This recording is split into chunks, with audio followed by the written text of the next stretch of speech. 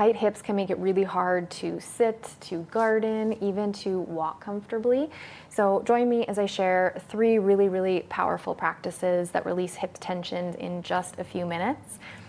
Let's dive in. Hi, I'm Lindsay. I've been teaching yoga here in Saskatchewan since 2017, and I work with lots of gardeners, farmers, homesteaders, which means lots of bending, lots of lifting, lots of moving, and the number one complaint that I hear is really tight hips and usually also sore back. So this will be a great release for that. Here's what we're going to cover. First, why our hips actually get tight. We're going to look at 3 different ways to release 3 different areas of the hips. And also, I'm going to share with you a few modifications so that you can make it your own, because each of us needs something just a little bit different. So your hips get tight for usually 3 main reasons. Sitting is always a really big one, and that could be at a desk all day long, maybe you're in a vehicle, maybe on the couch, and that shortens our hip flexors, that front of the hip, so that's going to be the first place that we are going to work on. Our second way is repetitive movement, so that can be bending, gardening, walking. We can build like a stress pattern into the tissues, so we're going to use practices to help release that. And then our third one is stress. So when we are stressed, we tend to clench, and the hips end up carrying quite a lot of stress because of this. So all 3 practices that we're going to use are going to give you relief for all of those reasons. So stretch number 1 is going to be a low lunge that we're going to use to target our hip flexors. Now, whenever we're bearing weight on our knees, sometimes a little bit of extra squish blanket can be really nice. And also a softer version would be just bringing some blocks into it, or you can rest the hand onto the knees. So we're gonna take one leg forwards, and we're gonna stretch the other leg back, and we're gonna go for a pretty long stretch with the legs. And we're gonna do our best to kind of try and keep the sit bones scooping forwards and underneath. So rather than our butt sticking out, we're gonna tuck it underneath as best as we can. And then we're gonna try and relax. So we're gonna try and get heavy. And the longer you can be here, the better. But if you can, aim for maybe 30 seconds. If this is something that you just need like a quick release today, even set a timer so that you don't cheat too much. And we're just thinking about this area, this front hip flexor is gonna be lengthening. If we've been doing a lot of sitting or the hips are really fatigued, this could be very intense. So make sure that you are breathing quite slowly, quite full. Sometimes we hold the breath in the upper chamber of the heart and chest. So let's just see if we can breathe down into the bottom of those lungs. And once the time has elapsed, we are going to switch and we're going to settle in to the other side. Now this is something that you can, if you want to go for a little bit more of an active release, you could lift up through the back leg. But if the legs and the hips are already quite fatigued, we're going to keep the knee down on the floor. Maybe relax the shoulders, relax the jaw as we breathe through our last little bit here. And there you have it. So that is our release number 1 for our hip flexors.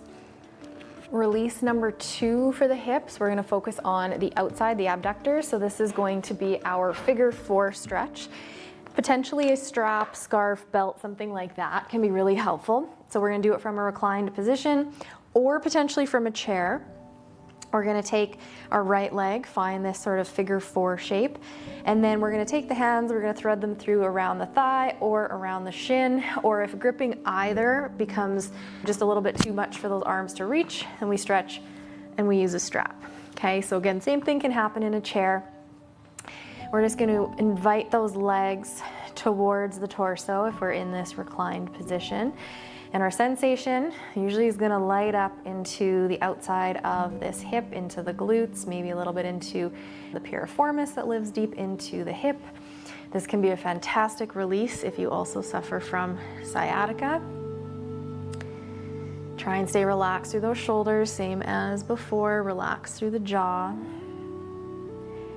And this one we're going to try and go for just a little bit longer maybe if you can, especially if you're on your feet a lot. This can be quite a tight area.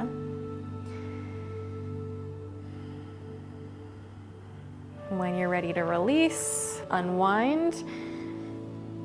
Other side. So the longer you can be here, the better.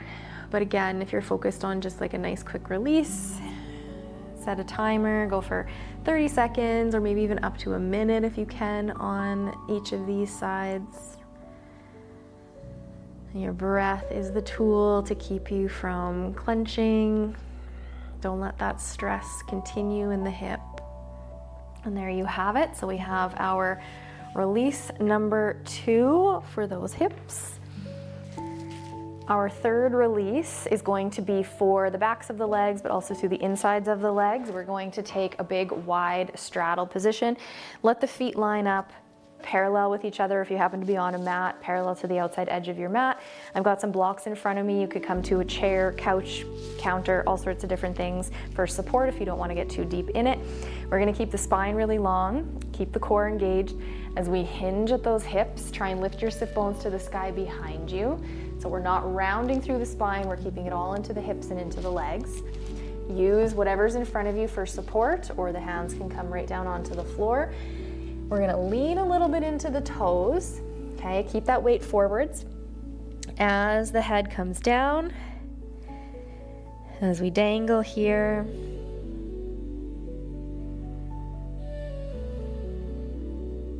Again, we're gonna go for maybe a minute if you can on this one.